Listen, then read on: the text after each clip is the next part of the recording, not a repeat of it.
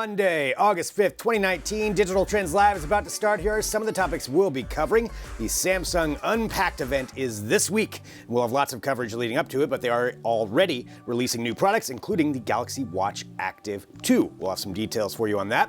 And we'll be joined in studio by the founder and board president of Portland Women in Tech, Megan Bigelow, to talk about their recently completed State of the Community survey and some of the results. And our own Davin Matthews will join the show in studio to bring you a live demonstration of some cheap camera hacks to get creative with your DSLR or mirrorless camera. And they did it. Japanese company NEC Corp completed a successful test flight of their flying car today. We'll give you the news on it and discuss why they think Tokyo is going to be the biggest flying car hub in the world. All that and more on today's Digital Trends Live.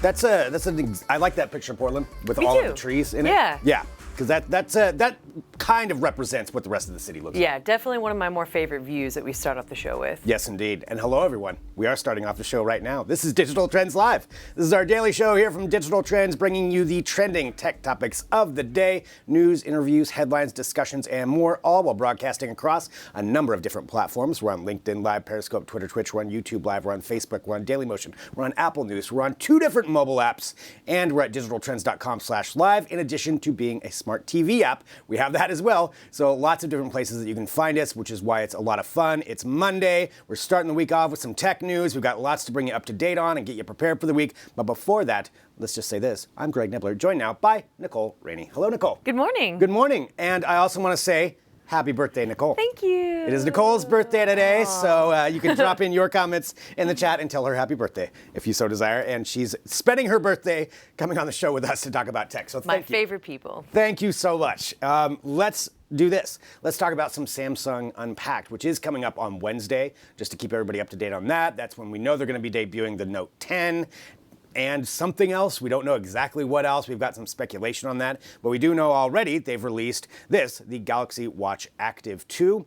We've had a review of it that's just went live today, so you'll see this really trending right now.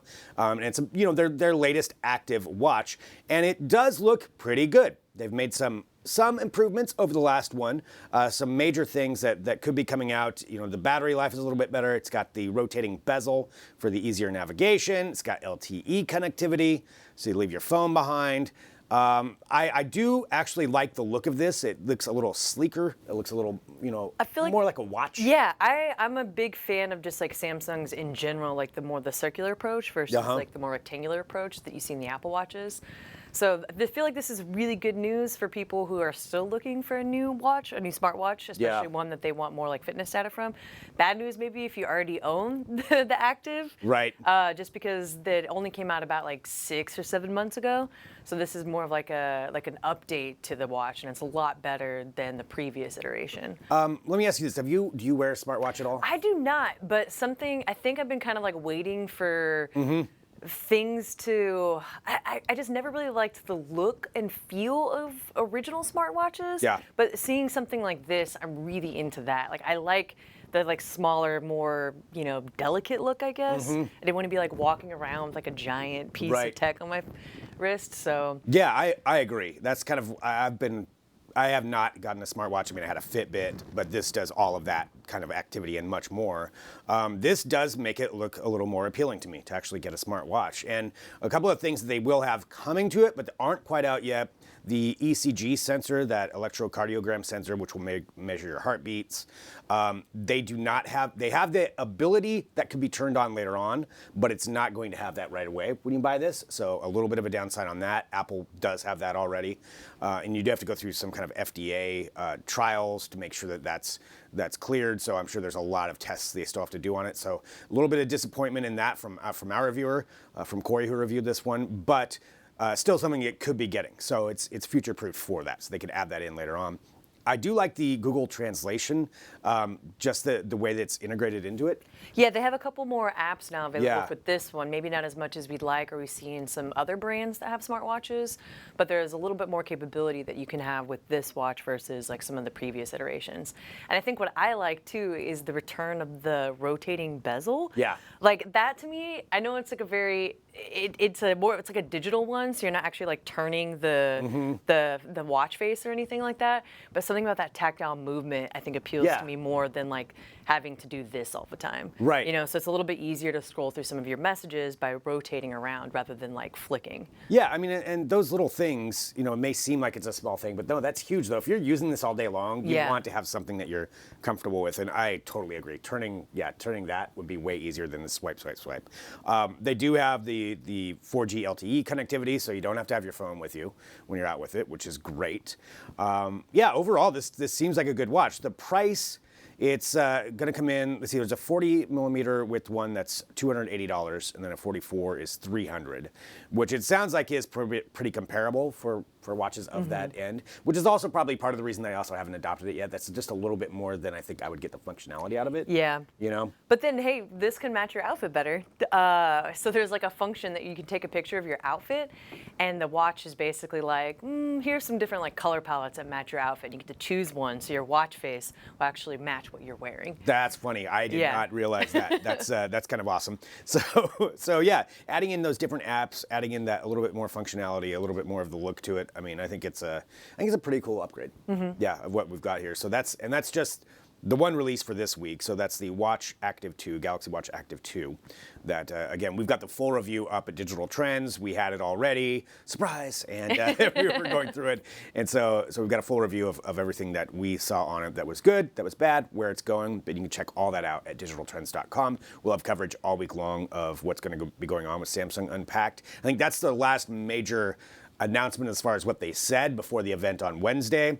But I still think there's going to be some kind of surprise on Wednesday. It's not just going to be the Note 10 and Note 10 Plus. There's got to be something else coming. So we'll speculate on that more as we go through the week. All right, it is now time for some Read 'em and Weep, where we take a look at some of the comments and questions that come through across our many different platforms. I can see live right now, there's lots of people saying happy birthday. Oh, thanks, guys. To Nicole, so that's awesome. Let's see what some of these people said, though. These are comments that came through on our various articles that we post on Digital Trends on our many platforms. Pompey Casmilis, I believe that was a 2nd century Roman Empire, or emperor. All right, so regarding, there's a hidden environmental cost to renting electric scooters to get around. A no-brainer article. The rare earth materials needed to make them come from mines that destroy the environment. Where are the e-battery recycling centers? Don't believe the green hype.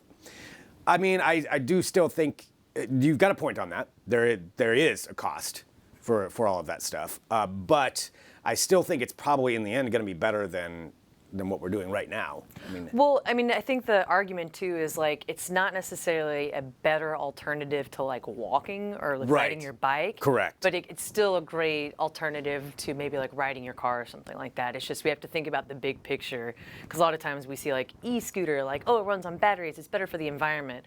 But as Pompey and as the article we're pointing out, it was based on a study. There are some hidden costs to like actually operating the company. Like the service itself maybe isn't super green. Yeah. But what I loved about how they mentioned this was like something about rare earth materials just like taps into my comic book sensibilities or something. Like I'm just imagining a bunch of like scooters that run on kryptonite or something like that. Even though kryptonite's not from Earth, but you know what I mean? Yeah. Just like crystals charging the scooters or something like that. I like that idea. I think that's how they should make them look, at least. Something along those lines. I would actually ride one if they looked like that. Yeah. Well, there we go. So that's clearly the solution for everybody. Just make it run on crystals. That's it. So Pompey, thank you for your comment. That was on Facebook. As we go through the Spaghetti Monster, there's a whole religion devoted to this person. So regarding Sony A9G 4K HDR OLED TV review, stunning exemplary picture. Didn't you used to work for CNET? I keep thinking this is the CNET channel. I hate CNET. All right. Well, Spaghetti Monster, I'm going to guess that was Caleb. I do not believe Caleb has ever worked for CNET. I don't believe so. Not for a long time, anyway, if that is the case. Digital Trends doesn't work for CNET. We just happen to cover a lot of the same things. Right. We're both tech-focused sites. I would like to say our reviews are better. Yep. Personal opinion. Yep. I may or may not be biased. Nope. It's just fact. So, Spaghetti Monster, thank you for joining us here on Digital Trends. See, this is something that we do. We actually engage with our viewers and engage with the comments. And thank you, Spaghetti Monster, for commenting on that. You're welcome here any day of the week. All right, Mark Bancroft on Facebook regarding Madden NFL 20 gets college football so incredibly wrong. I just read this article today. It came up, Stephen Petit wrote it. Nitpick much. It was nice to at least get some college football in a video game. Don't mind me, though. I'm just out here complaining about the storyline. Facepalm. Wow, Mark. I mean, the thing is, if you read the article, I mean, he's right. He's right about what it is. He doesn't say like don't play the game, but they did get the college football side wrong. I'm gonna side with Steven on this one. Yeah, me too. I also don't really play Madden, so sorry. Yeah. Spend my weekend playing NBA Jam, I guess that is, if that's still cool. Yeah, I mean, I love though that Mark actually read through the entire article and then decided to comment about the nitpicking by nitpicking the article. So Mark, you're welcome again. It's ironic. Here anytime. Thank you for your comments. That is Mark Bancroft on Facebook. Dario Rivero, regarding this gadget, can fire bottle caps across the room. Yeah, I was born with this gadget as my right arm. Can't you folks snap a bottle cap across the room like a normal person? Hashtag even my grandma can do it. I can't do it. I can do definitely it. can't. You can? Oh, I'm world class. It's like a flick like this, right? Like if you're doing it in person. You gotta do it like this. Oh wait, like this? Yeah. Whoa. Do it like this. There's a technique to it. I mean, I am pretty great at it. I'm gonna say this on air. We might have since to, I don't have to prove it at all. Say we have to follow up tomorrow. Not in this room. There are too many cameras that are in front of me for me to do that. I do not want to trust myself on that one. Well, you can do it, Dario can do it, and Dario's grandma can do it. Yeah. I can't do it, though. So, Dario, I'll challenge you and your grandma. We'll have a little competition here. So I do agree on that one. Dario, thank you for that comment on Twitter. Ryan Denning on Facebook regarding this robot is a ping pong player's shot trainer firing at 100 balls per minute. Let me just dump 100 balls on the floor and see how much you love cleaning up after this robot. I agree with that too. That is pretty great. That's the other side of that. Yeah, you're hitting 100 ping pong balls, but yeah, who's picking them all up? Follow up, we need a robot whose job it is to clean up all the ping pong balls. It's like a big scoop robot that just picks all that stuff up. That is what we need. That's the future. That's the future of laziness that we need. Well, Ryan, thank you very much for that comment. That was on Facebook. Again, that's Read 'em and Weep, where we take a look at the comments and questions that come through across our platforms. I did see George on Facebook just said, challenge accepted, Greg. All right, fair enough. I think someday we'll have to make this happen. Bottle cap showdown. Bottle cap showdown. I'll challenge anybody. I'll start training. Okay. Yep. It's a lot of work. I mean, first you have to drink the beer, so there's a lot involved with it. All right. Let's continue on and talk about some more news, some trending stories, some trending topics. And really for this one, I want to get opinions of what you think about this. That's primarily what I'm going for here. So it has to do with Facebook. Facebook having a bit of trouble lately. Bit of security issues, bit of privacy issues, bit of government and fine issues. Just small things, nothing to worry about. Just a little $5 billion fine, no big deal. And now we have word, this is coming from a report from The Information, who I believe it was confirmed actually, yes, by Facebook spokeswoman Bertie Thompson, who confirmed it, that Facebook's about ready to undergo a massive rebranding, where they are going to now make sure everyone knows that they own Instagram and WhatsApp by changing the names of the platforms to Instagram by Facebook, WhatsApp by Facebook. No, from Facebook. From Facebook. Yeah. Excuse me, from Facebook. Thank you. Okay, so you want some opinions. From Facebook. You want some opinions. First thing I thought was, why the cologne approach or like the style approach? I was like, this sounds like Mark by Marc Jacobs, like Instagram from Facebook, WhatsApp from Facebook. Bipolar. It seems like such a strange way to not a way to rebrand, but like why rebrand? I think, yeah, why go and do that? Yeah, from Facebook on both of those. Well, there's a couple of things that I think why they're doing it and why I think it's wrong, why they should not be doing it. I think why they're doing it is all of that speculation that, Congress or certain governmental agencies could be going down the road toward breaking Facebook up or advocating big tech breakup. There's a lot of talk being stirred up about that and whether that would happen. I think this is Facebook's move to be like, nope, we're all one company. Oh, gotcha. Yeah, you don't want to break this up. It's all from Facebook. Oh, okay, that makes a little bit more sense because my first takeaway was like maybe they wanted to kind of get ahead of some of the bad PR that they've been having and saying like, okay, just so you all know, Instagram and WhatsApp are also owned by us. Because a lot of people have been quitting Facebook thinking like, oh, that's it, I don't have to worry about it. But if you still have Instagram and WhatsApp, like you're still being owned by Facebook right now. See, but I think that would almost go the other way too. Yeah. Because if you did want to just like, kind of have some cognitive dissonance there and just think like, okay, nope, I don't know what you're talking about. Facebook isn't involved in Instagram. And then that's them emphasizing it again, that's not, that might get some more people to quit maybe. And that's what I want to know opinions on. And for people who may not be familiar with either of those apps, they're actually, like Facebook bought them, they didn't develop them. Correct. So that's like a really big distinguisher, because like when you're talking about breaking up big tech, it's because Facebook basically acquired both of these companies, presumably, or like allegedly, because they wanted to not compete against them. Yeah. Because they were growing so fast and they didn't want like WhatsApp to compete against like Facebook Messenger or something like that. So it's really important to understand the fact that these were at some point original entities. Yeah. Facebook didn't actually create them. Yeah, they bought Instagram for $1 billion in 2012 and WhatsApp for $19 billion in 2014. That's a lot of money. I didn't realize WhatsApp was $19 billion that they paid for it. But yeah, that's what's happening though. They're adding that from Facebook to both of them. And again, I want to know if that affects people, if it doesn't affect people. I mean, I'm on Facebook quite a bit myself, but I'm also very hyper aware, as long as everybody else is, about their privacy issues, security issues, everything that's going on along those lines too. So I just feel like from their brand perspective, not the best move. Yeah. Not the best move. Just keep them separate and associated. And even though, internally it's all run by the same people, but I would think it'd be a smarter move to just not. Also, I feel like they could have come up with a better name or something. Like something about Instagram from Facebook just cracks me up. It's like 3 words. Two of them are unnecessary, and I like cannot stop laughing about the idea of like seeing this in like a perfume aisle or something like that. Like I can see like these little bottles. And then with like a slow pan of Mark Zuckerberg. Like, it's like we're Instagram from Facebook. From Facebook. It'll smell like privacy. It's all black and white. And I can picture the ad campaign already. So clearly that has to happen. Somebody please make that for us. Well, that's where we're at with that. So let us know what you think along those lines. But something you're gonna see changing to your apps if you use Instagram and WhatsApp. Continuing on with some trending stories and topics, news to cover. This is one that I feel like everybody's kind of been following along on, but if you haven't been aware, it has to do with the Flyboard Air from Frankie Zapata.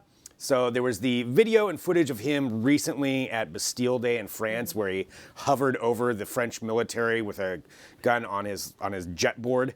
And he also, a few weeks ago, attempted to cross the English Channel on it. And he has now been successful. So first attempt didn't go so well. Actually, he can last for about 10 minutes at a time. It's about a 20-minute crossing on this Flyboard Air of the English Channel. And this is just some demonstration footage that we have of him. And he has to refuel halfway across. So he has to land on basically this small boat in the middle of the English Channel, which is like basically like a long waterway that separates France and England. So to land on this tiny platform, get some more fuel, and then lift back off and travel the rest of the way. So the first attempt, he actually didn't crash or anything like actually flying. He fell off the platform, which was like a little bit too small for him to refuel successfully. But now he's nailed it. Yeah, I guess they brought out a bigger boat this time. The French government said he could have a bigger boat in order to try to do this, and then was actually able to do it. So he talked about what it's like flying on this thing, and shockingly, it's incredibly challenging to do this, because he said what he was doing the entire time is fighting the wind. And since you're strapped into it, your whole body has to fight it. So he said it's really exhausting. Yeah, it's like a serious thigh workout, basically. Yeah, to try to lean forward and get through this thing. He said it's an isometric exercise for the thighs, so it burns. It's quite hard. Your body resists the wind. And because the board is attached to my feet, all my body has to resist the wind. I tried to enjoy it and not think about the pain. I think one of my favorite things that he said to the reporters whenever he actually crossed the channel was, for the last 5 to 6 kilometers, I just really enjoyed it. I like the fact that like the first half, like most of it was really, really hard, and then by the end, maybe when he can actually like see where he was going, like he was almost there. He's like, okay, finally, now I can enjoy it. now I'm almost there. This is the fun part. Yeah, I mean, and you can fly at speeds up to 110 miles per hour. Said he was at an altitude of around 50 feet, which I was thinking about that. Like 50 feet doesn't seem that high, but if you're standing on just a board, all that separates you from falling and crashing into the ocean is just this one little board, I would freak out probably. I would try it. I mean, it sounds like I need to like work out a little bit before I do it, because I don't know if I'm in shape enough to hover across the English Channel, but I think it's pretty cool. It's pretty cool. And it's only been about 3 years since they made the first iteration of this. Yeah. So like you go from it's just like crazy to think like 3 years of like making something like this and then crossing the English Channel when like 100 years ago we still thought it was cool just to swim across the English Channel. Yeah. I mean, that takes a lot of trust in your work as well. Like, okay, I know I did this right. It's not like he hasn't tested this out plenty. There's lots of video footage of him flying it. But, oh man, would you get in it right now? Oh, for sure. Yeah, for you would sure. try it? Oh, yeah. Over water or over land? Oh, I'm going to start with water. I mean, I would love to fly over land, but I don't think I'm ready for that. Yeah. How many people watching live would you try this out? Like right now, if he showed up at your house and said, "Hey, go ahead, take a ride. Strap this onto your feet and just, go into the air on my yes, jetboard." Yes, if a 40-year-old Frenchman randomly shows up at your house, you're going to get on his hoverboard with him. Hey, it's me, Frank. Want to go for a fly? Yes. Yeah. So would you do it? I would want to try it, but I think I would have to go. I would not go the 50 feet high first. Yeah, just like an actual little hover. Yeah. I don't know what the equivalent would be, but I'm just imagining you on like a version with training wheels. Yes. Or something like that. Tethered or somehow tethered. Yeah. Yeah. Just underneath like a foam pit. Look at me. Yeah. I mean, I love the idea though. I definitely want one. I would just. It would take me a little bit to get used to that. But that's where we're at with that. So you can follow up with that at digitaltrends.com. There was another little piece of news for this when he was doing his press conference at the end. He said that he is actually in the process of building a flying car. Oh yeah, no big deal. Just no big deal. This channel on my hoverboard. Now I'm working on a flying car. Yeah. That's like the next big thing. Yeah, he was asked, what are you going to do now that you've done this? And he said, I need to finish building my flying car. I need to introduce it before the end of the year. So he's going to go home, take a vacation, and then work on it nonstop. So I guess the whole team's been working on this for a while. We'll have to see what comes out of it. But I love these inventions, inventors that come up with this stuff just to see where it goes. And that's pretty cool. So we'll see if the flying car takes off. Another great quote that he told a news station in France, "I'm going to go home, take a little vacation, and then work on it." He's just like, at least he kind of knew that he needed to take a break after this amazing feat. Before your legs fall off trying to do that. I mean, that's got to be exhausting. All right, so that's what we have on that. One final story, too, that we want to bring up here for Digital Trends, again, where we talk about some trending topics. This is one that was coming out today, and it has to do with a report that came out from Bloomberg and Nielsen and Michael Nathanson. So this is a report about television, and I'm talking about broadcast television where we have ads. And one thing that a lot of networks have been promising is that they're going to reduce the ad time in order to compete with streaming and change that up, because we all know, we don't like tons of ad time. And I think we can all agree with that. But however, despite their proclamations on this, that has not been the case. So it's interesting too, because it's not just like ads, or the number of ads are increasing, it's the actual commercial breaks. Yeah. Because when I first read this, I was like, well, I guess it wouldn't be too bad if I was just seeing more commercials in the same amount of time. But it's the opposite. It's like the actual minutes that you're spent watching ads during your TV shows or your movies is increasing. Yeah, and that's quite a bit. So yeah, taking a look there, just some of the percentages of what they've gone up.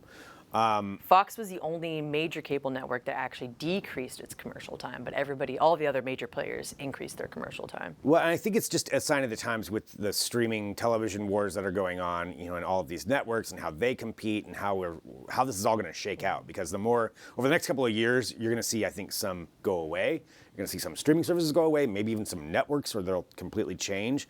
But it all depends on us, on how we consume things. And with Disney Plus coming out, I feel like that's going to be the big breaker of how it's all going to shake out. That's going to be the epitome. It's like, okay, now how's this all going to work out? Even despite the other ones that are going to be coming out, AT&T and NBC and everybody else who has their own streaming platform.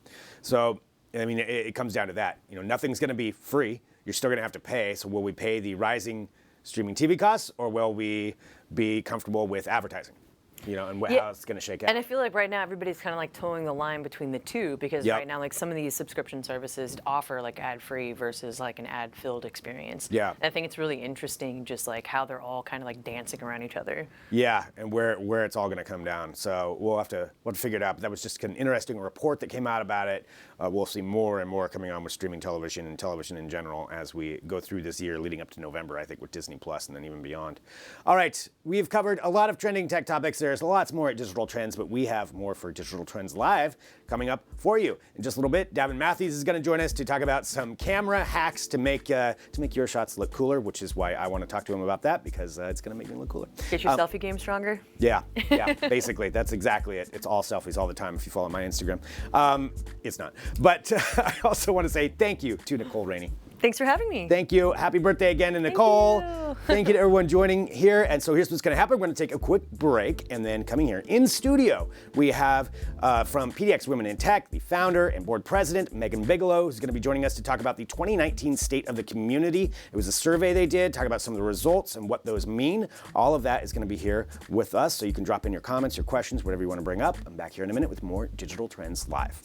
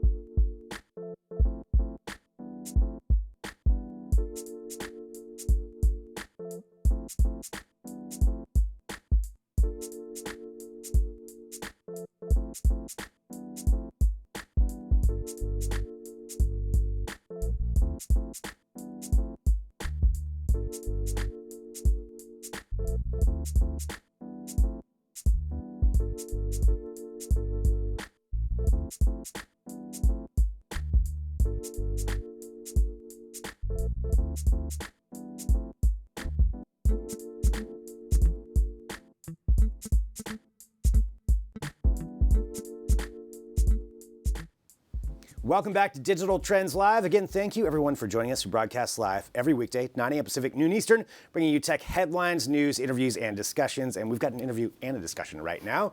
Joining back on the show, we have Megan Bigelow, founder and board president of PDX Women in Tech. Thanks so much for joining us. Yes, thanks for having me. Yeah, it's always fun having you on here. I mean, you always have so much information for us to talk about, and I know we want to get into some results of a survey. Yes. And for everybody watching, can we give maybe just a little recap on what it is that PDX Women in Tech does? Yes. And then what the survey is? Yes, so PDX WIT is a nonprofit organization that encourages those who identify as women, non-binary, and underrepresented to join tech and stay in tech. Nice. So, yes. So certainly something very important. Yes. Representation in that matter. Yep.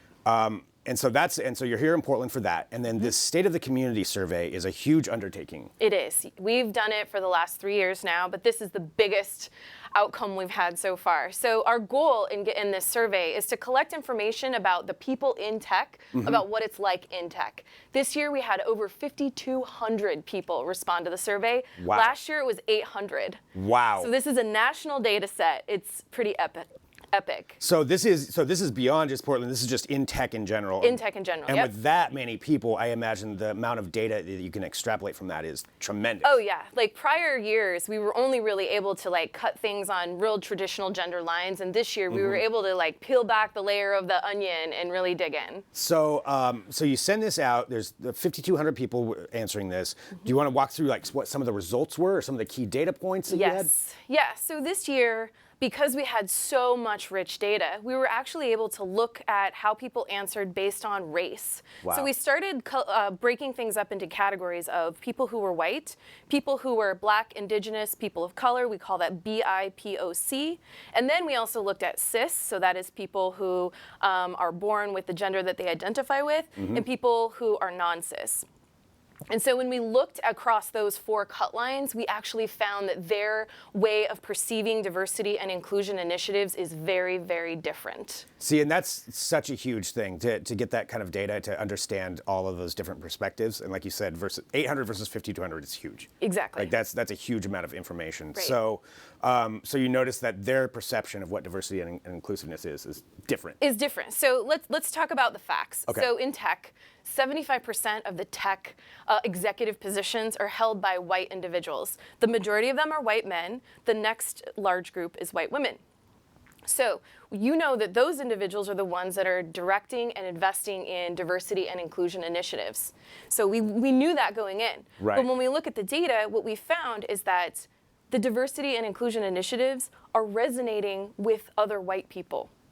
So they're in their perception of what diversity is. Exactly. Yeah, other white people are understanding like, okay, yeah. No, Yeah, I this is get it. diverse. Like this, I feel included. Right. I feel like I feel like I would recommend underrepresented people to work at this company, but it's coming from sort of the perspective of white investment into diversity and inclusion. Yeah. So the companies that are endeavoring to create more inclusion and of course recruit more diversity are actually failing, and this is why they're failing to do so. Yeah. So what do they do about this? What do we do about that with that data? I don't know Yeah. if that's something you're prepared to talk about. I am or not, prepared but- to talk about it, although I don't have specific answers other Yeah. than it's really critical for the people at the top to recognize their privilege. Yeah. To recognize that the entire system of the United States and everything that has sort of perpetuated what we consider whiteness to really affect how they are creating companies and how they are endeavoring to include other people in their companies. So if each individual that is a leader can examine their own privilege, examine how this affects what they do, I think we're going to start to see change. Which is why I think like training and Yes. seminars and something like that to help think outside of that bubble that you're in is so Absolutely. important. 'Cause Critical. I feel like a lot of people may not even realize, they're doing it. I think you're right. Which is true of everyone, I mean, Exactly. and Right. something that we all need to examine. So taking a look at some of the other data points, some of the other things you found out, what were some interesting takeaways for you? Sure. So in terms of harassment, workplace harassment, which was a really big data point that we uncovered last year, this year we're seeing very similar data. So in the last 12 months, 30% of the people that responded to our survey have experienced workplace harassment. Wow. In 12 months. Wow. In the course of their entire careers, it's 37%. I mean, that's tremendous. That's such a huge number. What kinds, not that everybody can examine the entire Sure. state of the community as well, but as far as the harassment side of it, what were some of the predominant kinds Yeah, of harassment, I or is it mean, all over the board? Sure, it was gender harassment, it was sexual harassment, in some cases it was inappropriate sexual language. On our website, we have a huge list of Yeah. all the different types of harassment people are facing. So the reality is that when you allow that to sort of continue in your workplace, you are never going to get to a place where people will feel included. Yeah, unless you take a chance to actually go through and get that much information. Yep. So what are some other steps maybe from a company standpoint that companies can do to do better in this? Yeah, so as it relates specifically to workplace harassment, I think some of the messages we had last year was really ensure that you have a very clear code of conduct. The code of conduct has to be something that's very, very actionable for people who are experiencing harassment. And then when someone reports harassment, they need to feel as though they are listened to, heard, and that there is diligence in investigating. And many people in our survey actually gave us feedback on this, and they said independent parties should be investigating harassment. All too often, it's people that work at the company who know the person, who are trying to, inadvertently protect them or, overtly protecting them. This is why you can't make progress, is because everyone's Right. really invested in the perception of the company. Yeah. But yet, if you pull back the layer, if 30% of people are facing harassment, they cannot be productive, and we can't reach equity and inclusion in the workplace. No, not at all. And even if they, that bias that somebody's gonna have, it has to be an independent party. I would think that Yep. that'd be the best way Yeah, to do that. exactly. Too. So that's something that the companies can do about harassment. What kind of recommendations would you have for people who are underrepresented in these, obviously so many people feeling unhappy Yep. with what's going on? what are some things they should do? Yeah, or so can do? I know, here's the thing, like my message with this is the people that really need to do something right now are people that look like me. Yeah. People that look like me, white, cis, middle-class woman, needs to look at this data and needs to say, okay, I need to educate myself and I need to take this education and talk to other people and educate other people that look like me. And I need to influence whatever influence I have, I need to make change, and whoever above me I can influence. I mean, that's where it needs to happen. We can no longer ask the people who are underrepresented and oppressed by our systems to fix this for us. Right. It's got to come from that standpoint, like you said, the 75%. Yep. That is in charge. What other kinds of things would you want people to just know from the data? And then I want to direct people to where they can go take a look at it too. Yeah, so again, this is a national data set. This was taken over the course of 3 weeks, and we encourage people to share this information, get it out very, very broadly, use it to make decisions, use it to educate. I don't think a data set like this actually exists. So it's a pretty remarkable opportunity we have with us today. And the tech industry is just growing and growing, so it's important, not that it's not already huge, but it's so important to address all of these issues. Well, where's the best place for everybody at home who wants to go analyze this and take a look at all this data? How do they do that? So if folks can go to stateofthecommunity.pdxwit.org. You can also just go to our website at www.pdxwit.org. It's all right there. And for anybody in this community in Portland who wants to be involved, that's probably the best place too. Absolutely. Yep. Perfect. Megan, it's always so much fun having you in here just to learn about this, to educate, and thank you for taking this time and this massive undertaking to get this data. That's so important, and really appreciate it. Thank you so much. And thank you everybody for tuning in, for watching Digital Trends Live. We are here every weekday with these kinds of interviews and discussions to help us all learn together, and that's one of the fun things. We're going to take a break. Coming up, we have Davin Matthews, our photography editor, who's going to be in here to show us some camera hacks live, and we will go through that. We've got lots more, though, lots of coverage here with Digital Trends. Stick around, back here in a minute with more DT Live.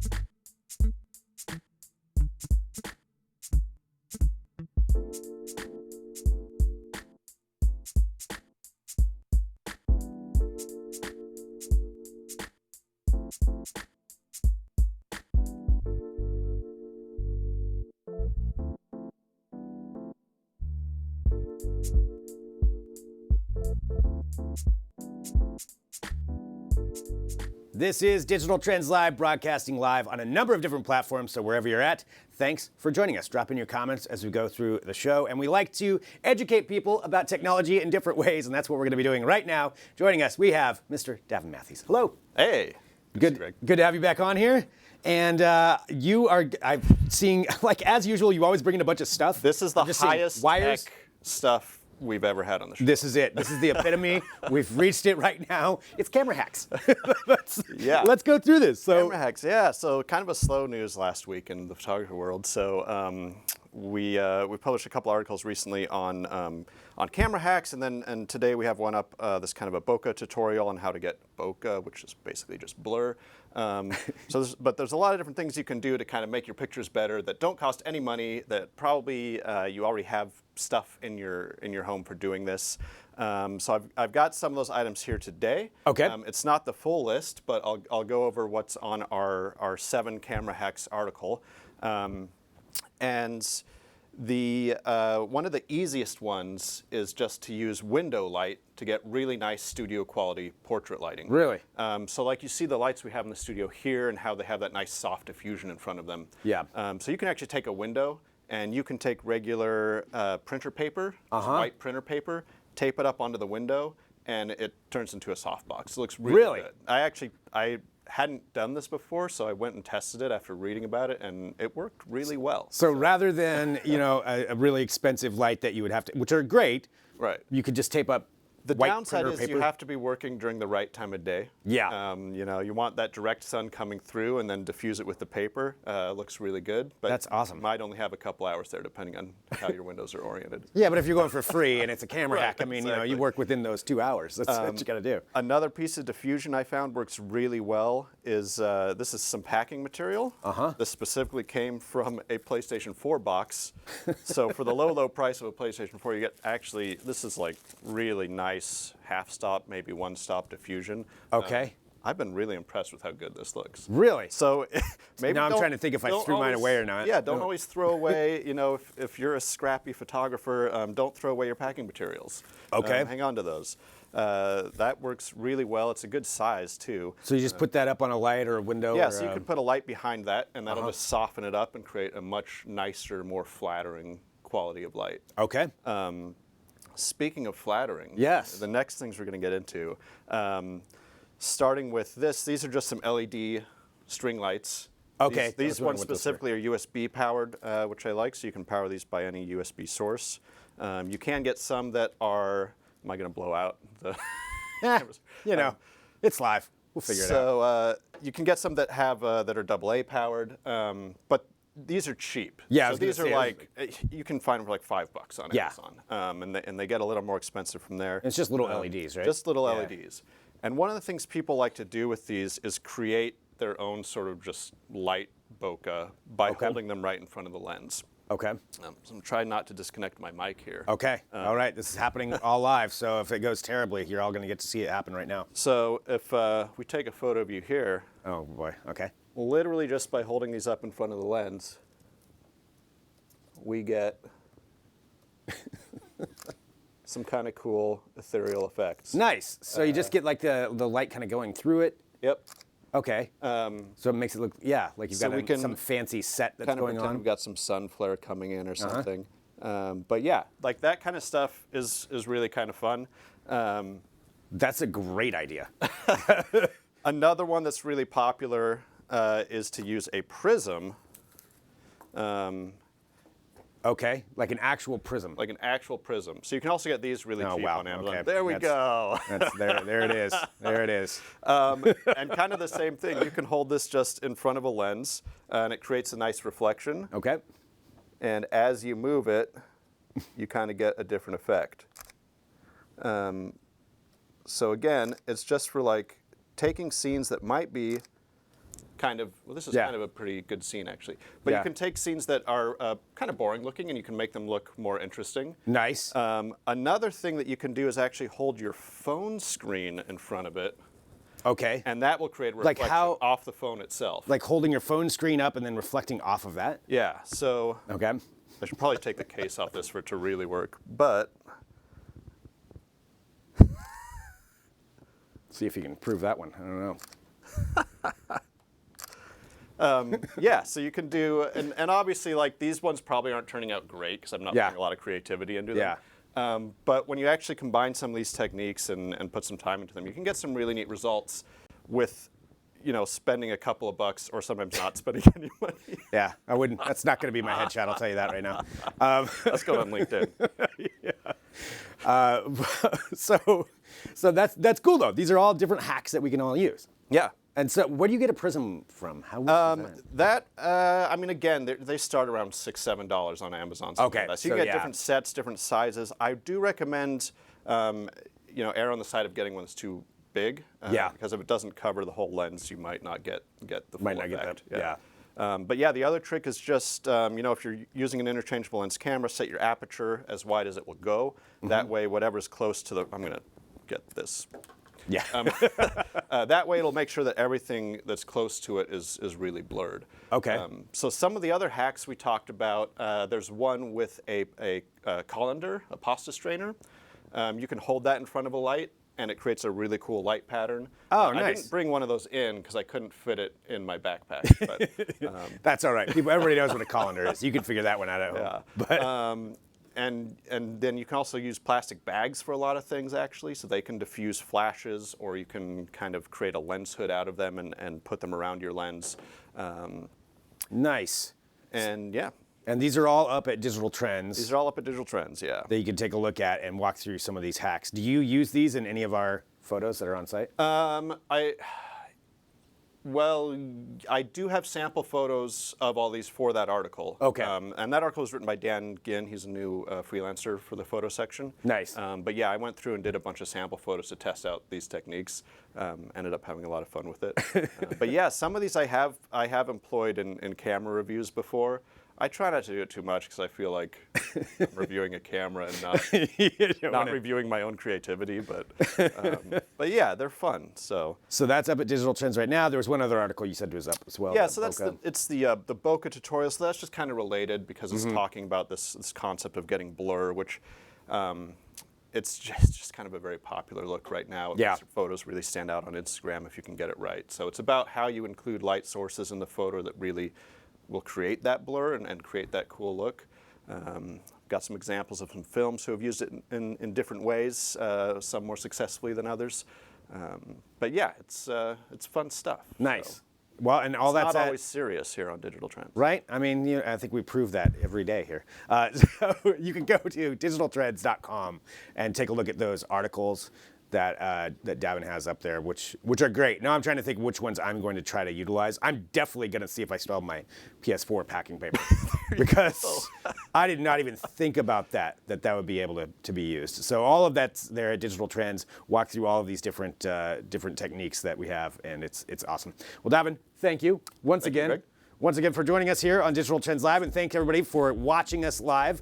That's not what we wanted to have happen right there, but that's see if we can Photoshop that afterward. Let's do this. Let's go to break. Here's what's coming up. We have Emily Shea, who is from the senior software engineer for Fastly. We're going to talk about their platform for delivering different content configurations and developing in Perl using speech recognition. A lot to cover with that, so all that's going to be live. We are live, so we can take your comments, questions. If you have things you want to get into with, certainly drop those there into the chat, and we'll be back here in a minute with more Digital Trends Live.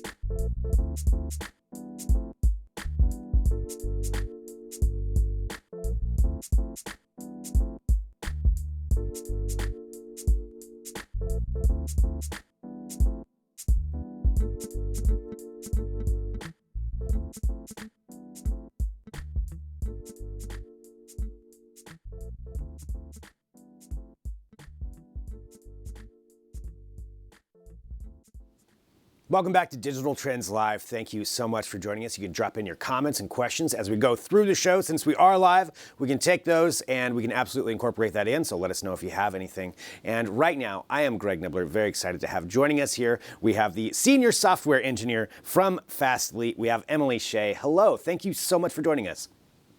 Hi, I'm super excited to be here. Emily, your story is so unique and what you overcame and what you did to try to figure out a solution to some issues that you were having and issues that other people have and change the industry and what you're working. And I want to give everybody that backstory, if you don't mind, just kind of recounting it a little bit for us so we can all be caught up to speed and then talk about what you're doing now. Sure. So I've been working as a software engineer at Fastly, and I started struggling a couple years ago with a repetitive strain injury, which is pain felt in your muscles, nerves, and tendons caused by repetitive and overuse. In our industry, usually that's from overuse of a keyboard and mouse. And I tried, modifying my workstation, taking, medicine and doing therapies. And I was still very frustrated and limited, even with all this work I was doing. And so I started looking at, what else can I do to continue working? And that led me to voice. So yeah, I mean, and I feel like that's probably a not common problem, but a problem that other people have is just that strain. If you're coding and typing all the time, I would imagine that just that tension builds up and something, it can certainly be, something that's not an advantage for your position. Right, and it's pretty pervasive in the industry. It's amazing. Once you sort of start telling people that you are experiencing RSI, all kinds of people come to you and say, oh, I had a really bad year this year, or I'm struggling with that right now. So it's something that I think we're not talking about quite enough. But yeah, it's a pretty big problem. So RSI, repetitive strain injuries. And I noticed one thing that you put in here, taking a look at some of the stuff that we have here, is that it costs more than $20 billion in workers' compensation every year.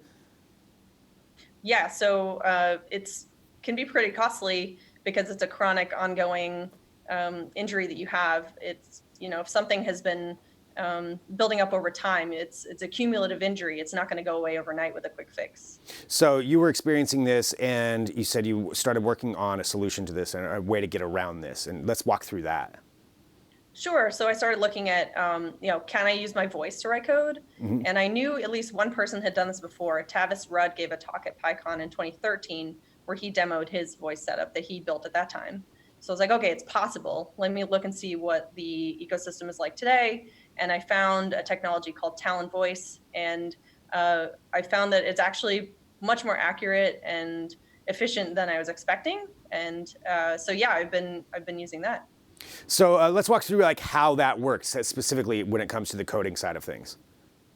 Sure. So Talon is an application that runs on my Mac, and it runs with, also I use Dragon Dictate as the voice engine. So the voice engine is just, send it some sound and it spits back some text. And then using Talon's API, I can write my own tool set that allow me to use my computer hands-free. So it can do voice, so speech commands, it can do noise commands, or it also has support for eye tracking. Wow, so you've got all those different options, and you said you can customize it a little bit so you can create your own shortcuts, I'm assuming? Oh yeah, like I can map a voice command to a Python script, right? Like I can go crazy. Wow, that's really cool. So now that you're able to do this, let's talk about how that is affecting other people and seeing, do you see other people adopting this as well? Sure. So I think right now what's interesting is this isn't really generally known about in the industry. When I mention it to people, they're like, what? Does that actually work? Yeah. So it'll be interesting to see once it's more widely known who adopts it, if people who use keyboards just want to augment their normal workflow, or if, it'll mostly be used for people like me with injuries. But in general, I think it's important to start getting the word out that this actually works better than you think, so that people know it's available for them. Yeah, what can people do out there who are seeing this? How would they even figure out how to integrate this into their coding programming? Sure. So if you go to talonvoice.com, from there you can get resources to how it works, how to get started. There's links there to the Slack community, and there's a whole bunch of friendly folks in there who will help you get started and, people sharing ideas and tips and code and things in there. There's also a Talon Patreon. So even if you're not wanting to use this technology, but you want to support it, we can always use support to move the technology forward. Well, let's talk about that. What else Talon does, and what other ways you're seeing this implemented? What other ways? Sorry. What's just other ways that you're seeing this implemented, just in the coding world in general, as far as speech and other people adopting it. Sure. So right now, Talon is mostly geared towards engineers, but I know the author of Talon eventually is trying to move it to a place where it could be adopted to a wider audience of non-technical people. But for right now, you still have to at least know how to find your way around a Python library to get it to work. To really do it. Well, let's talk about you as well, because you actually go out and do demonstrations of this and different conferences. And can we talk about some of that experience, and then also maybe where some other places that you're going to be speaking are?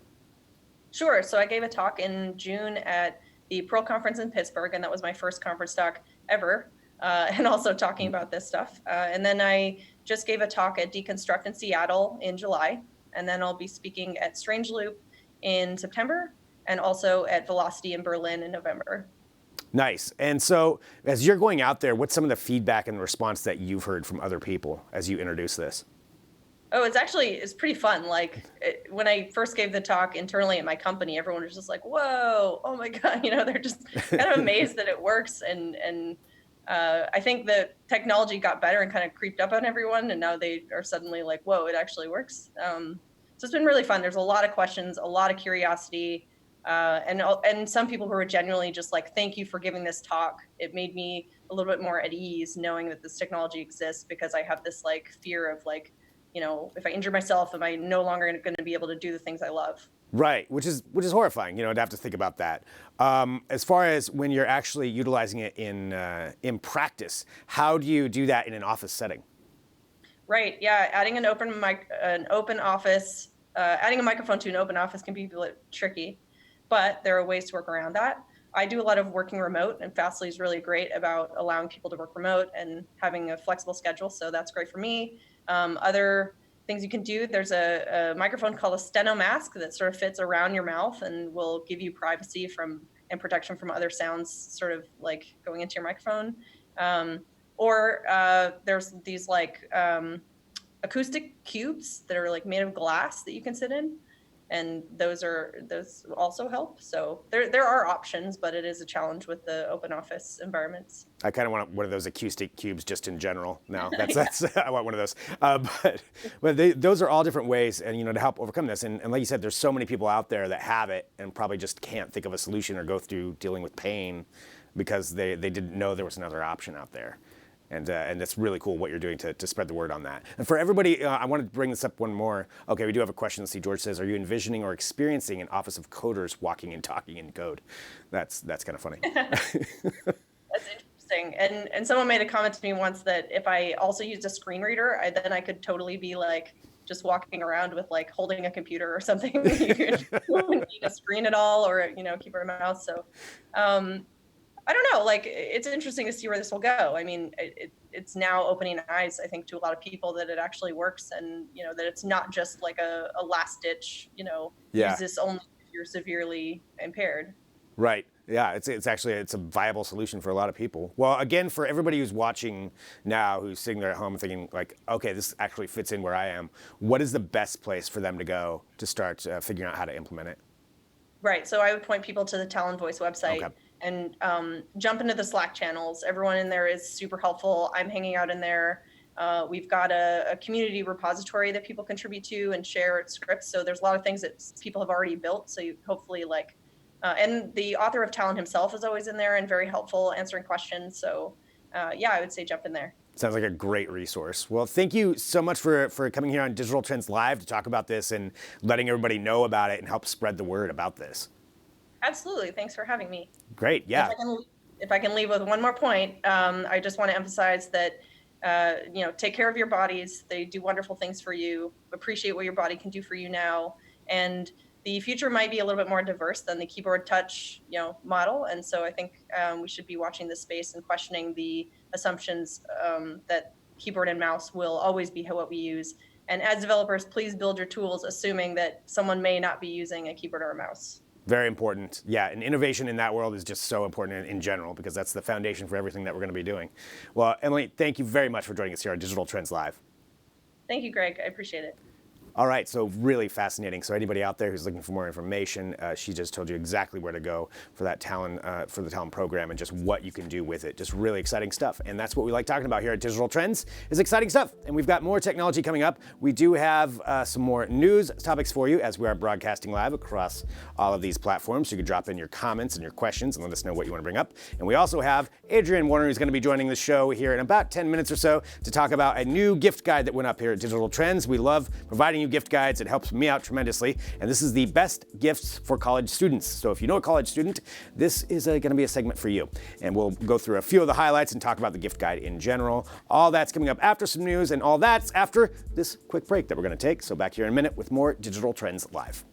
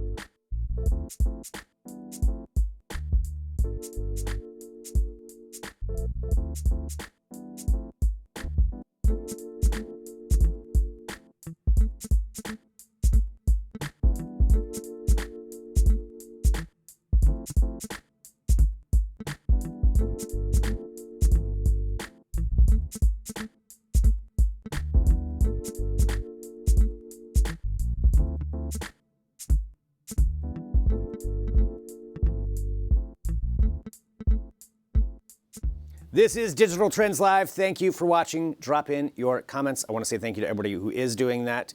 And you can always bring in your questions. And right now, I would like to bring you up to date on some other stories, some other trending topics in the world of technology to let you know about them throughout the rest of the day. So here's one. We're going to talk about a couple of research studies right now. But in particular, this is another example of AI maybe taking your job.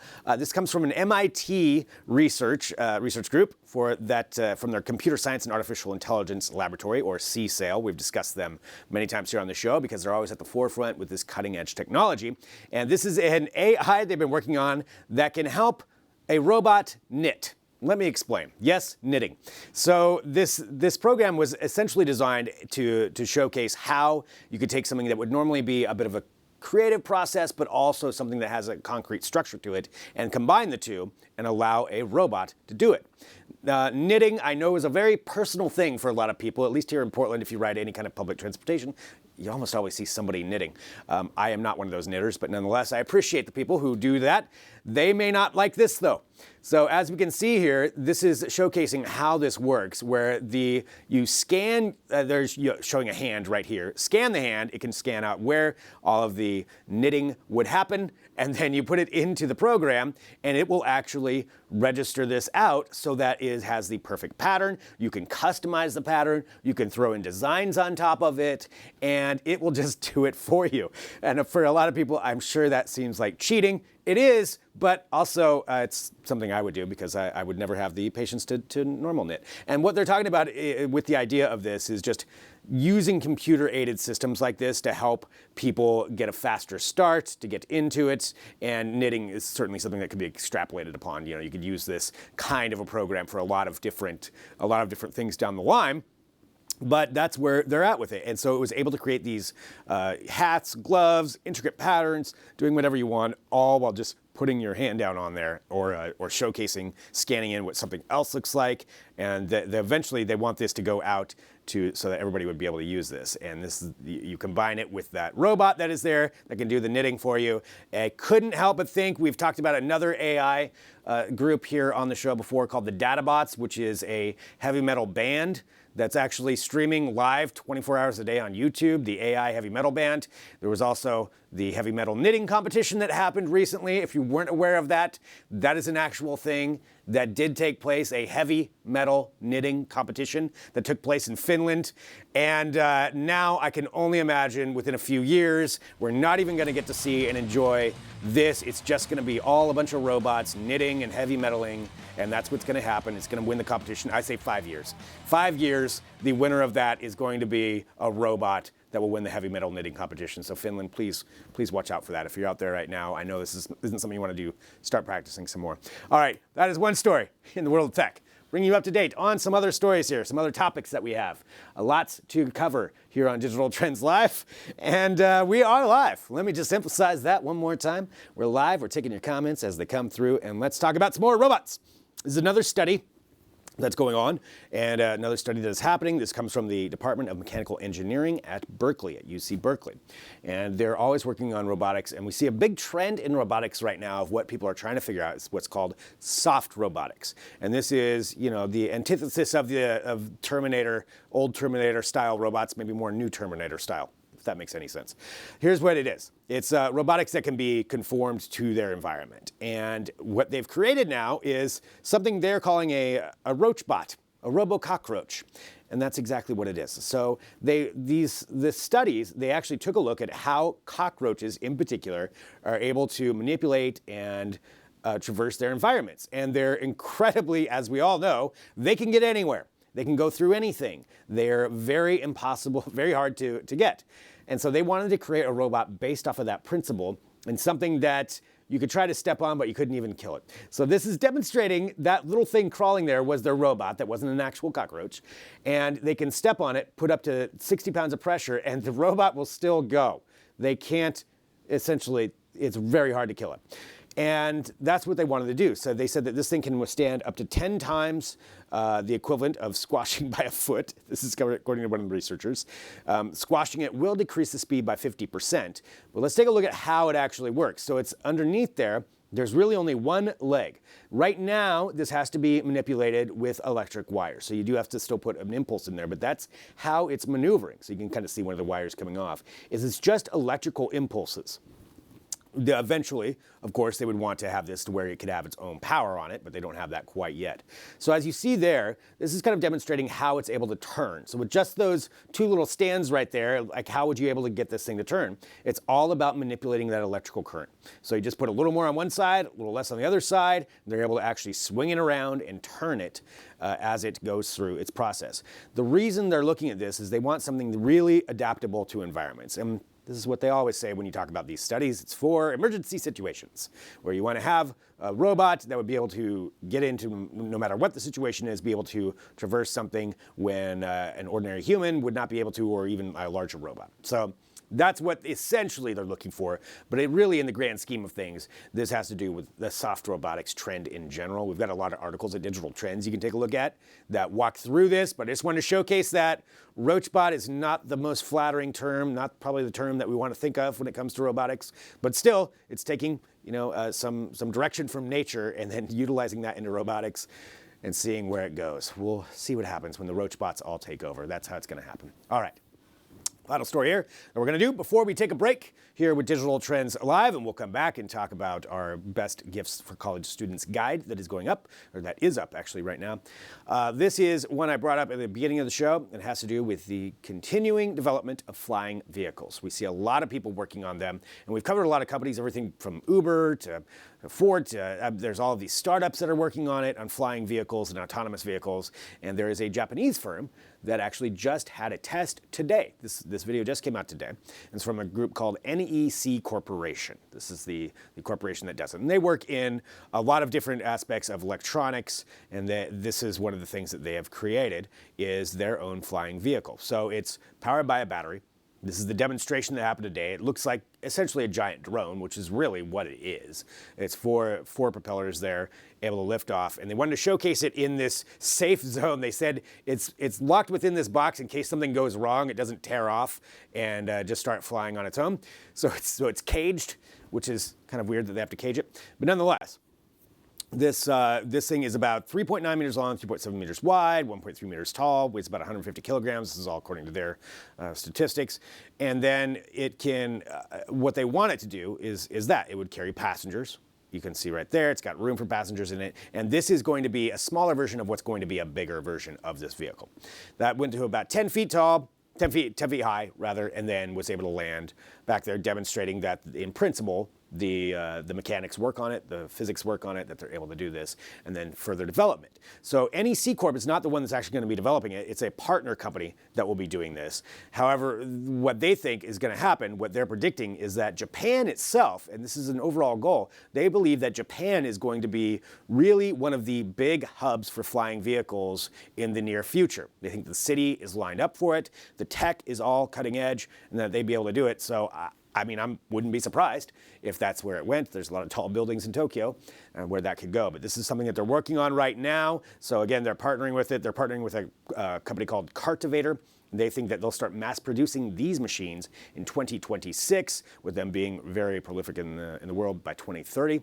So we'll see where it goes. But Japan could be at the forefront of the flying car revolution. All right, let's do this. We're going to take a break. We're going to take a quick break here at Digital Trends, and we're going to get Adrian Warner in here to talk about one of our newest gift guides that went up. We put up these gift guides every so often at Digital Trends to help you out, and they are great. And we're going to walk through a few of the products that are on this. There's an extensive list. We're going to be talking about the best gifts for college students. So stick around. Back here in a minute with more Digital Trends Live.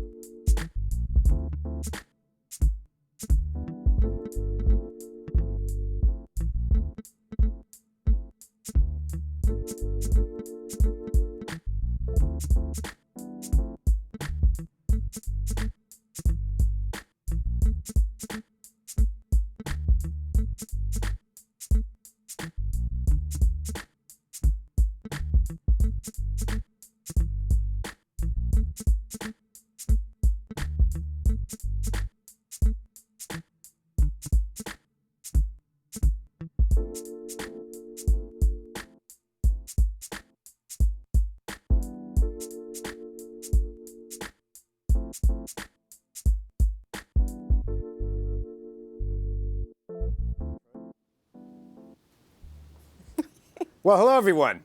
Nothing to see here at all. Perfectly ordinary, normal shot that we have here on Digital Trends. Hello, this is Digital Trends Live. Thanks for tuning in.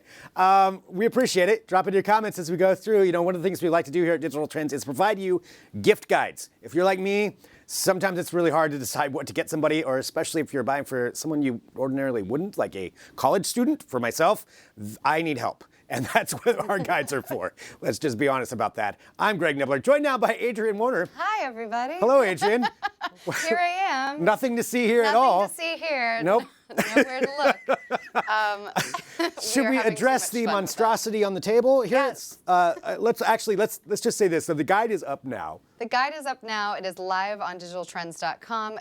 It is back to school season, so we have our best gifts for college students guide. And like you said, it's really hard to shop for college students, but they really need supplies so that they can be fully equipped as they go off into the adulting future. Yes, indeed. That's how I'm referencing Perfectly it. placed, yes.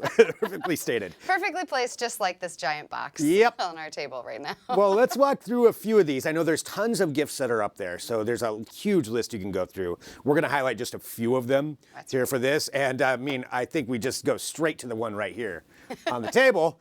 What are we looking at here? This is a mini fridge. This is a Medea 1.6 cubic foot mini fridge. Okay. Mini fridge is a must-have for a college student. Any dorm room, I feel like it's a requirement, you know, like as you go down the checklist, like do you have your computer, do you have your pencils, do you have your books, do you have your mini fridge? This is a really great size. It does come with 1-year warranty, so if you give it a little bit of abuse, you can turn it in if it's not working anymore. You can adjust the door so that it opens up either on the right or the left, and also has adjustable feet. So it's really designed for any sort of configuration, because dorm rooms can be really wonky. Old buildings have not a lot of space. Sometimes you need to store it underneath something. Yeah. But I think that this is the perfect thing for a college student because, well, A, it's very quiet, so it won't interrupt you while you're studying, but how many times do you want to go to, the food hall and then it's closed? Right. Yeah, exactly. Like, I need some extra snacks, I need some extra drinks, I need some fuel to get through my studies. This is what you want. Right. Store not beer in them. I mean, all kinds of things. Never store anything for underage students. No, not at all. But I do love the fact that it's customizable, that you can put the door on either side. Yes, you're right. That can be such a pain if you get one and then you get it all the way in there. Like, oh, that goes right into the wall. I can't open it that way. I can't open it, or I can only open it like a couple inches, and then you got to dive in. Exactly. Awkwardly. All right, so that is a great one. So this helps avoid that. Again, walking through the gift guide for the best gifts for college students. This one right here on the table. We're just going to leave this here, I guess, for the rest of it, or am I going to try to pull this off? I don't know. We're live. We're just going to walk through it like that. We're just going to wing it. We're going to wing it as we go through. So let's do this. There we go. Let's go on to our next one here. We have some speakers. Yes. Speakers are very important. Speakers are very important, and there's a lot of speakers out on the market, so which one do you get is the question. I think that a good Bluetooth speaker is kind of a must, again, for any college student. To listen to audiobooks, to have parties that are completely for all appropriate levels. I'm going to watch the feed myself because I cannot see it in real life. Okay, let's try to go ahead and continue on, Adrian. I'm going to attempt to avoid disaster right here. And not pull my mic out and do all this at once. Okay. You're doing a great job. Thank you. This Boom 2 by Ultimate Ears has Bluetooth connectivity. It has a 100-foot range for your Bluetooth. Nice. It also has 360-degree sound. It has really incredible deep bass. This is going to be really, really fun. And again, just like the fridge is going to take a lot of abuse, it's both shockproof and waterproof. So you can use it in a variety of settings. You can take it with you to the park. You can play it in your dorm room. You can take it to your friend's house. It also charges via USB. And you can still put an audio jack in it. Nice. Yeah. Well, in a 100-foot range, that's huge. Very huge. I can already tell you that would be great for a prank. You hide that in somebody's room, and then you're 100 feet away and just start playing random things. Great for pranking. The beep prank. Have you ever heard of the beeping prank? No. Where you can set... Make an annoying beeping sound. Yeah, you can set a speaker up in somebody's room and then, intermittently play a beeping sound. Nice. Drive them absolutely insane. Drive them crazy. We used to just take alarm clocks and hide them in people's bags so it'd go off during the middle of class, and then they'd have to scramble and get it out. But that's very mean. Yeah, totally. You could totally do that with this. All kinds of shenanigans with your Ultimate Ears Boom 2. So, all right, so we've got that. We've got the fridge. We've got the Ultimate Ears Boom 2. Just walking through a few of the gifts that are on the best gifts for college students guide that we have up right now. What else do we have here? Well, this is something that looks less fun, but actually is a really good must-have for any college student. Yes. Who takes care of their teeth during college? Right. That's not a priority of anybody. Yeah. So we have this Oral-B Pro 1000 electric toothbrush.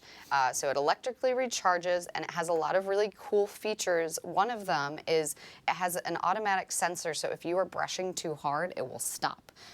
Nice. Which is really great. That's really important. It removes 300% more plaque than an average toothbrush. Awesome. So, you know, you may not be focusing on your teeth during college, but you still really need to take good care of them so you don't come out with a bunch of cavities, because cavities are expensive. And Yes. once you're done with college, you don't really have a lot of money. Yeah, and that's the key. That's the Remember, it's all going to cost you money later. Preventative solutions.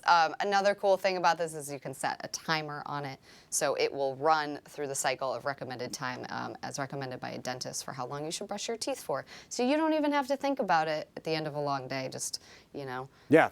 Do what it tells you to. Yeah. That was a perfect demonstration of how That was a really how that good worked, in case anybody wasn't sure. Oral-B is also a really trusted brand by dentists, so you're in good hands, or your mouth is in good hands.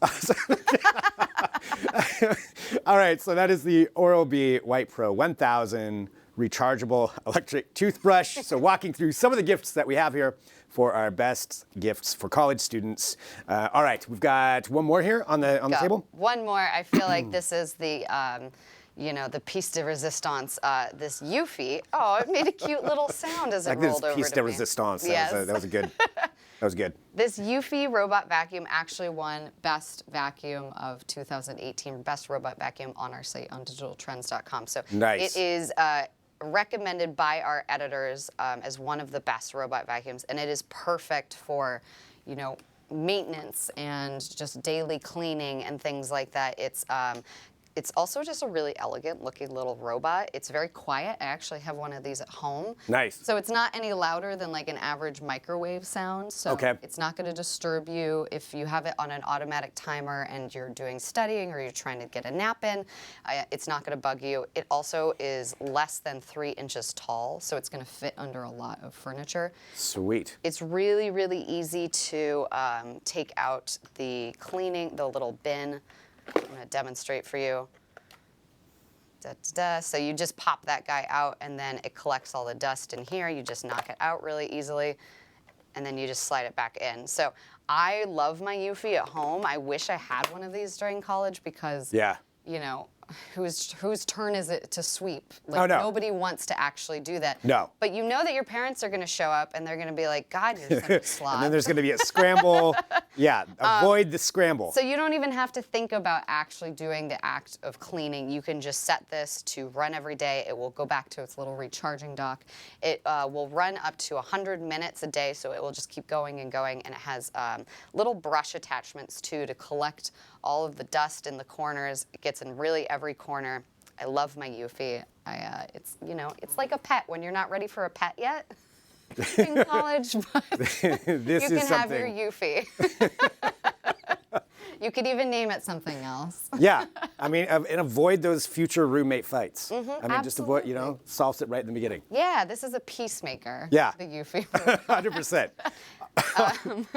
All right, and so these 4 ones we just showed are all part of the gift guide that is up right now. Yes, it's up right now on the site, the best gifts for college students. You can go there. There's also a whole number. There's about 15 recommended products, everything from small electronics to lighting solutions to cleaning products.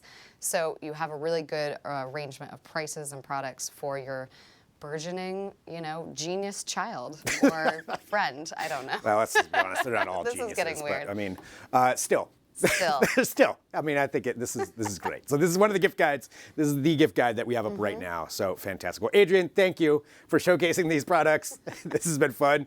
And it's been fun broadcasting here with Digital Trends Lab. This is what we do every single weekday, 9 a.m. Pacific, noon Eastern.